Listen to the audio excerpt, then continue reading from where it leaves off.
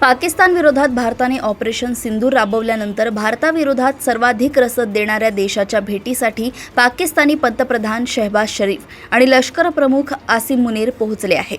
शहबाज शरीफ यांनी आपला 4 देशांचा दौरा पाकिस्तानला भारताविरोधात मदत करणाऱ्या देशांपासून सुरू केलाय. शहबाज शरीफ यांनी रविवारी रात्री उशिरा इस्तंबूलमध्ये तुर्कीचे अध्यक्ष रेसेप तय्यिप एर्दोगान यांची भेट घेतली. या दरम्यान शहबाज यांनी भारताविरुद्ध तुर्कीने समर्थन केल्याबद्दल तुर्कीचे आभार मानले. दोन्ही नेत्यांनी द्विपक्षीय संबंध, प्रादेशिक आणि जागतिक मुद्द्यांवर चर्चा केली. अध्यक्ष एर्दोगान म्हणाले की तुर्की आणि पाकिस्तान दहशतवादाविरुद्ध एकत्र लढत राहतील. दोन्ही देश एकमेकांना प्रशिक्षण, गुप्तचर आणि तांत्रिक सहाय्य देतील. याचा दोघांनाही फायदा होईल.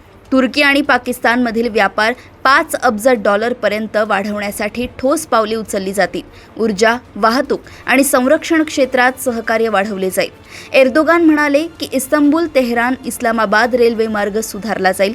यासोबतच शिक्षण क्षेत्रातील ठोस पावले दोन्ही देशांमधील संबंध अधिक मजबूत करतील.